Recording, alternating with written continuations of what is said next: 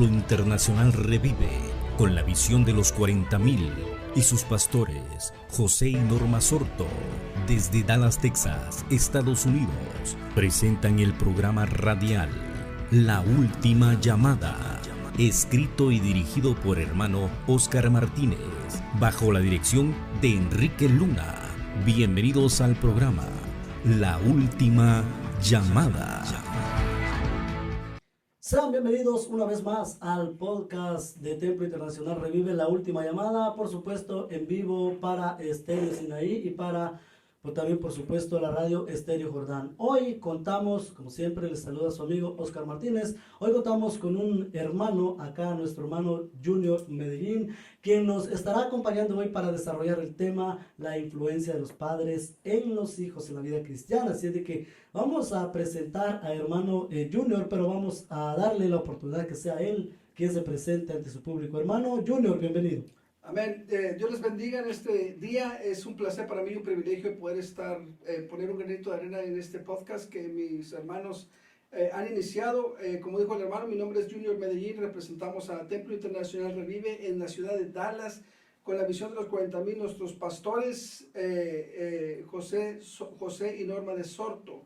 Amén. Así que hermanos, vamos a darle rienda suelta a este tema que es tan importante, ¿no? Por supuesto, hoy sabemos que la familia es una base muy esencial hoy en la sociedad, además fue instituida por Dios, pero vamos a darle el tiempo al hermano que nos lea un versículo de la palabra del Señor. Hermano, lo escuchamos. Así es, amén.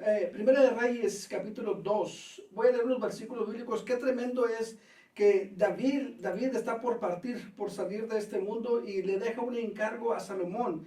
Y qué palabras tan impactantes David le deja a Salomón. Dice el versículo 1 del capítulo 2, dice: llegaron los días en que David había de morir y ordenó a Salomón su hijo diciendo, o sea, le dio una orden a Salomón. Y dice: yo sigo el camino de todos en la tierra. Esfuérzate y sé hombre. La palabra ser hombre me va más allá del simple hecho del varonil, de lo que represento yo como hombre. Va más allá de una responsabilidad simplemente de lo que debo de hacer yo como persona. Dice el versículo 3, dice: guarda los preceptos de Jehová tu Dios, andando en sus caminos y observando sus estatutos, mandamientos, sus decretos y sus testimonios de la manera que está escrito en la ley de Moisés. ¿Para qué? Para que prosperes en todo lo que hagas y en todo lo que aquello emprendas. Aleluya. Y luego dice el versículo 4, dice: para que afirme Jehová la palabra que me habló diciendo: si tus hijos guardaren mi camino, andando delante de mí con verdad en todo su corazón, en toda su alma, aleluya, jamás, y luego dice, jamás, dice, faltará a ti varón en el trono de Israel. Hermanos, David sabía que iba a fallecer, que iba a partir ya no iba a regresar. Yo me acuerdo en aquel tiempo cuando mi madre o mi padre nos dejaron un encargo en nuestro hogar, decían: ahí te encargo, te voy a encargar que hagas esto o aquello.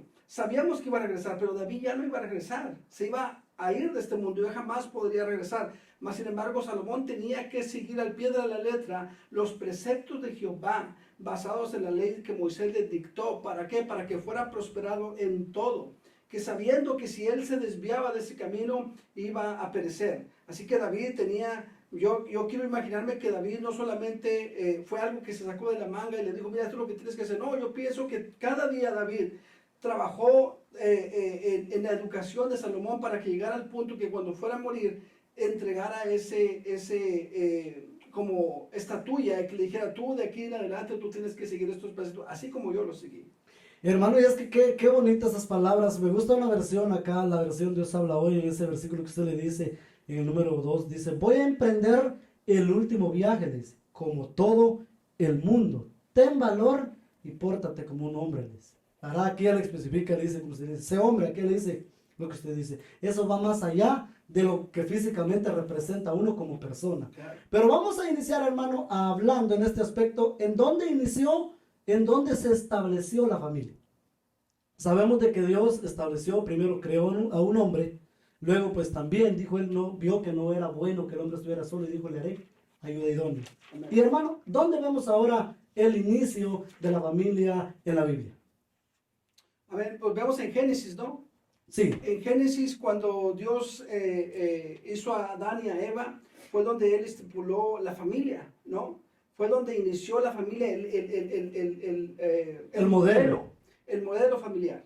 Entonces mucha gente piensa que la familia no es importante, pero claro que es importante, por eso Dios la instituyó desde el día que Adán y Eva fueron criados y luego les dijo que fructificaran la tierra. En ese momento la familia empieza a fructificar la tierra y les da preceptos para que los obedezcan. Más sin embargo, vemos que la Biblia nos dice que declinaron, cayeron, desobedecieron y viene el deterioramiento del modelo perfecto que Dios instituyó en la palabra del Señor, ¿no? Y entonces ahí venía la necesidad de algo más, porque ya perdieron, como usted decía, ellos cayeron. Pero vamos ahí viendo que Dios es el que establece la familia. En Génesis Él les dice, multiplíquense, juzguen la tierra, tengan autoridad sobre todo. Y desde ahí pues Dios les da un encargo. Cuando les dice multiplíquense, venía la orden de multiplicarse. Con ella viene un montón o muchas cosas, podríamos decir, responsabilidades como padre. Y vamos a irnos más adelante. Ya vimos que la familia es instituida por Dios, pero también en Génesis nos habla de una familia, de un hombre que dice que era recto ante Dios. Y era este hombre, Noé. Amén. A mí me sorprende la vida de Noé, porque si vemos en el capítulo 6, Sí. versículo 5, dice, y vio Jehová que la maldad, hermanos, en el capítulo 1 de Génesis habla y dice la palabra del Señor que cuando terminó Dios, al sexto día dijo que vio Dios que todo era bueno. Pero ahora en el capítulo 6 ve Dios que dice que las cosas se salieron de control. Se perdió el modelo que Dios creó, que fue un modelo perfecto. Pero dice el versículo 5, dice, y vio Jehová que la maldad de los hombres era mucha en la tierra y que todo designio de los pensamientos del corazón de ellos era de continuo, solamente el mal. Dice, y se arrepintió Jehová de haber hecho al hombre en la tierra y dolió en su corazón. Que, hermanos, estamos hablando de tres cosas. Estamos hablando de violencia, de corrupción y de maldad. Esas tres cosas hicieron que le doliera el corazón del Señor de tal manera que dijo, voy a desarraigar, voy a terminar con todo reptil, con todo animal y con el hombre de esta tierra. En eso viene algo importante, hermano. Vemos de que usted dice, todos los hombres dicen que era de continuo el mal, pero, hay un pero ahí. Dice Había alguien. En el versículo 8 dice, pero Noé Ahí está. halló gracia ante los ojos de Jehová. La gracia es la que determina el cambio entre el bien y el mal. Dice, segunda de Crónicas, capítulo 7, versículo 14, dice, si humillare mi pueblo por el cual mi nombre es invocado, y orare y buscare mi rostro, y se convertirá de sus malos caminos, dice, entonces yo iré desde los cielos, perdonaré sus pecados y sanaré su tierra. En la humillación es donde empieza la situación. Porque mire, hermano, todos fuimos concebidos en maldad. Pero aquel hombre, aquella mujer que no reconoce que tiene maldad en el corazón, no va a optar por el arrepentimiento. Por eso mucha gente dice, pero por la ley, ya no vivimos bajo la ley. De hecho, la ley es la que nos lleva a entender qué tan malos somos y qué cambio necesitamos en la vida. No solo como hombres, sino en realidad como familia, porque ya usted lo decía. Venimos y vemos la sumisión de Noé hacia Dios, pero ahí vemos que no solo Noé, sino que también influyó en sus hijos. Definitivamente, ahí entramos en el tema de la influencia. Por ejemplo, ¿cómo influyó Noé en sus hijos? Bueno, la Biblia dice que Dios, cuando dijo que le dolió en su corazón, ya vio, dice que Noé halló gracia delante del Señor. Entonces el Señor le dio preceptos, le dio un trabajo que hacer. Definitivamente Noé, en conjunto con su familia, empezaron a echar manos a la obra y trabajaron sobre el arca que Dios les dijo que hiciera, la cual el arca representa, es una figura de Cristo, es donde la humanidad se iba a salvar, aquellos que creyeran como Noé lo hizo. Entonces Noé, no solamente él puso los peldaños y las maderas y todo, sino también sus hijos, trabajó con ellos, los tuvo que motivar e influenciar para que ellos no se perdieran. Y al final de cuentas, esa familia fue salva por la fe del padre, pero esa fe del padre impactó a su descendencia también. O sea, podemos ver el trabajo que él hacía, no solo en él, porque dice que fue él quien dio gracia, pero también esa gracia podríamos decir que contagió o contaminó o influyó en sus hijos y toda su familia, porque dice que vemos la importancia de la familia, porque de esta familia, hermano, podemos definir que de esta familia es el linaje hoy de toda la tierra. Definitivamente, Adán fue el ejemplo principal. Ya vimos la caída del hombre, pero Noé fue el segundo hombre que inició una creación diferente, porque él halló gracia delante del Señor. Y qué importante, porque ahí es donde se menciona la gracia del Señor por primera vez. ¿Entiendes? Hoy vivimos en la gracia la trajo Jesucristo. Sí.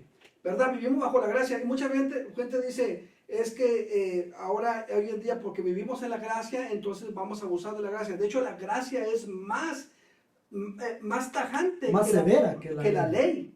¿Verdad? Jesucristo dijo que tan solo con el puro pensamiento que codiciáramos a una mujer ya caemos en pecado. Antes no, antes la ley te mataba, pero ahora la gracia, con el puro pensamiento ya estás condenado. Entonces, hermanos, tenemos que entender que la gracia no es algo que solamente podemos andar jugando al cristiano. Tenemos que agarrar esta escena. Por eso David le dice a Salomón, sé hombre. Hermano, un hombre y una mujer de verdad son aquellas personas que hacen lo que deben hacer y no lo que quieren hacer. ¿Entiendes? Porque el que quiere hacer, hace bajo sus emociones. El que debe de hacer, lo hace bajo sus convicciones. Sabe lo que tiene que hacer porque sabe de quién viene, a dónde va y a quién le rinde su vida. Muy bien, hermano, podemos ver la verdad, como usted dice, primero Adán, luego ahora Noé, quienes son las personas que Dios utiliza para volver a poblar la tierra, y sabemos de que todo eso trae algo. O sea, aquí no podemos decir, el hombre, el padre no puede decir, solo yo voy a la iglesia porque el padre soy yo. De hecho, más adelante, pues vamos a estarlo platicando, dice que la importancia de la cabeza del hogar en la familia. Porque vamos a ver muchas familias, muchos hombres que decidieron ser ellos quienes tomaron el paso, y dice que por medio de ellos, vemos que no solo a Noé, sino también allá en el Nuevo Testamento, en la gracia, Dios alcanzó a familias por medio de la decisión de un hombre. Vamos a tomar el ejemplo de, ustedes ya lo mencionaban al principio, ahora sí, de Salomón y David. ¿Qué le dice él en ese principio? Pórtate como un hombre. Podemos ver, aparte de eso, el trabajo que tiene que hacer el padre y la madre en un hijo. Hermano, miren, es muy fácil decirle al hijo, haz esto, sin yo ponerle el ejemplo. Mire, cuando yo delego una función, si yo doy el ejemplo, eso causa irritación y por lo consiguiente rebeldía. Si yo no predico con el ejemplo a mi hijo, va a causar rebeldía en su vida de él, hacia mi persona. Pero si yo predico con el ejemplo, eso va a ser de bendición para él y va a crecer de una manera correcta delante del Señor. Porque alguien dijo una vez, un predicador dijo, ¿cuál es el mejor traducción de la Biblia? Dijo, la mejor traducción de la Biblia soy yo. Porque yo es el que le voy a traducir a mi hijo la manera que Dios dice que yo debo vivir bajo sus estatutos. No hay otra manera de poder decirle a mi hijo cómo tenga que vivir. Yo le puedo leer la Biblia al revés y al derecho, pero si yo no predico, yo no actúo como la Biblia dice que actúe, entonces, hermano, eso va a causar rebeldía en los hijos. Pero, hermano, quiero cerrar esta parte en el versículo 7 de Hebreos, perdón, capítulo 11, versículo 7 de Hebreos. Dice que por la fe Noé, cuando fue advertido por Dios, hermano, hay una advertencia. Todos en el mundo hemos sido advertidos por el Señor de que algo va a pasar en el futuro. Con nuestros hijos, con nuestra familia, con nuestras amistades, con nuestra iglesia, etcétera, etcétera. Si nosotros no acudimos a esa advertencia, entonces no solamente nosotros vamos a ir a corrupción y vamos a ir a llevar una vida de maldad en maldad, sino también nuestra descendencia va a ser arraigada por esa parte. Por la fe Noé, cuando fue advertido por Dios acerca de las cosas que aún no se veían, con temor preparó el arca, que en su casa se salvase, y por esa fe condenó al mundo y fue hecho heredero de la justicia que viene por la fe. Aún, hermanos, no iba a pasar cuando Dios le advirtió a él de lo que acontecía. Entonces Noé tenía que hacer un trabajo de una fe continua, no una fe de microondas, una fe que hermano, cuando a veces nos toma el Espíritu Santo y nos emocionamos y saltamos y brincamos y tomamos decisiones, pero llega el momento en que esa fe es probada. Y va a llegar el momento en que vamos a poder desistir de esa fe. O sea, qué bonito es escuchar hoy el sermón y decir, bueno, sí, acá tengo que trabajar. Pero lo que usted dice, ya luego se olvida eso, ¿no? Pero este hombre vemos que, como usted dice, él llevó una secuencia por su familia. Porque si vemos acá el versículo, hermano, para aclarar lo que usted decía ahí en el verso 7, dice, oiga, escuche esta versión, y construyó la barca para salvar a su familia, dice, y por esa misma fe, Noé condenó a la gente del mundo y fue heredero de la justicia, lo que usted dice. Él no predicó con palabras, sino con sus hechos, no solo al mundo, sino también a su familia. Así es. Mire, hermano, vamos a ir adelantándonos en otros ejemplos, hermano. Vamos a ir a ver, en la Biblia encontramos ejemplos de reyes. Me refiero a reyes que fueron puestos en la nación de Israel. ¿Nos podría platicar de alguien que usted dice, bueno, fue un rey que influyó su padre o su madre en él? Bueno, pues hablamos del ejemplo de David. David dice la palabra del Señor que tuvo un corazón conforme, ¿verdad? El Señor. Entonces, hermanos, a veces vemos a David como un hombre que tenía poderes sobrenaturales, pero fue un hombre que falló de una manera garrafal, no solamente en el adulterio, sino también en asesinato, ¿no? De mandar al esposo de la mujer con la que él había quedado en adulterio enfrente, ¿para qué? Para que lo asesinaran y no tuviera que enfrentarlo, pero más sin embargo, tuvo que enfrentar al Señor con la consecuencia de la muerte del hijo que tuvo en adulterio. Entonces, es verdad que David, y ya todos sabemos, Absalón se le volteó en contra de él. O sea, quiso ir en contra y quiso asesinar a David. Entonces, hubo una consecuencia garrafal definitivamente, pero David se arrepintió, se humilló, tomó los pasos necesarios para poder aquebrantarse delante del Señor y que Dios lo restaurara. Entonces, hermano, dice la palabra del Señor, dice que 7 veces el justo cae y 7 veces se levanta. Entonces, a veces podemos fallar, pero no podemos quedarnos en esa caída. Tenemos que levantarnos. ¿Por qué? Porque hay descendencia que educar. No importa en qué hemos fallado, pero tenemos que seguir adelante para decirle a nuestros hijos que hay esperanza en el Señor. Alguien dijo una vez, y al final quiero adentrarme a esa parte donde le demos un mensaje a esos niños o esas familias disfuncionales donde no hay un padre que haya caminado con ellos, donde solamente crecieron con su madre. Y yo creo que hay un gran porcentaje de hijos o hijas que solamente tuvieron una madre y que no tuvieron padre, o viceversa. Pero el mayor porcentaje es las familias disfuncionales donde faltó el papá y las consecuencias de ello. Pero a lo que quiero llegar, hermano, es que a pesar de que Dios instituyó un modelo que es a través de un padre y una madre, ¿qué pasa con esas familias donde el papá no existe? ¿Y cuáles son las consecuencias de ello, no? Pero hablando del rey David, le dice a Salomón que sea un hombre de verdad, que cumpla la ley del Señor, guardando sus estatutos y siguiendo día a día con eso. Ahora ya vemos al final que Salomón se desvió del camino, pero ya ese es otro tema. Pero mientras él se guardó bajo los estatutos que David le había dicho que guardara, se mantuvo en esa línea. Hermano, qué interesante ver lo que el encargo que usted decía. También me viene a la memoria lo que usted decía. Hubieron familias disfuncionales donde, ya sea por el padre o por la madre, pero vemos también a la reina. Ahorita, como ustedes me viene a la mente, la reina Esther solo se menciona a su padre, Mardoqueo. Sí. Se menciona a él, nada más a él. Allá no podríamos decir si tuvo o no, lógicamente tuvo que tener, como decimos para allá, ella tuvo que nacer de alguien, por lo tanto tuvo que tener una madre, pero ya en la etapa adulta de esta reina que llevó también, incluso a la conservación del pueblo judío, no se ve la influencia de la madre, sino del padre. Pero en otros lugares, como usted dice, vemos a la madre. Y alguien dirá, pero es que yo soy madre soltera, falta el padre. O alguien dirá, es que yo soy padre soltero y no tengo, como dicen por ahí, no tengo a la esposa. Pero hoy podemos decirle que tanto Mardoqueo pudo guiar a Esther a ser una reina, como también hubieron, como usted dice, madres que también pudieron guiar a sus hijos por un buen camino. De hecho, el rey Joás, así dice, que a los 7 años, y menciona a su madre que fue ella, dice que él lo instruyó a seguir en el camino de sus padres, en el buen camino. Ahí podemos ver la influencia y que alguien va a decir, sí, pero es que yo que soy madre soltera y yo que soy padre soltero. La Biblia es clara y dice que tanto vemos que Mardoqueo se menciona solo. También vemos más adelante otros ejemplos de personas que también se mencionan ellos solos. Definitivamente. Vamos a ir a otro ejemplo, hermano. No sé si tiene algo ahí más que agregar en este aspecto. No, hermanos, yo creo que sí, hablando de las familias disfuncionales y como dice usted, no, en ciertas ocasiones no se menciona al padre o no se menciona a la madre, que mayor de las veces no se menciona al padre. Sí, he visto en varios. Yo creo que atrevo a decirme que Mardoqueo es el único La ejemplo. excepción, digamos, en la regla, ¿no? Sí, definitivamente. Pero miren, hermanos, Mateo capítulo 3, versículo 17.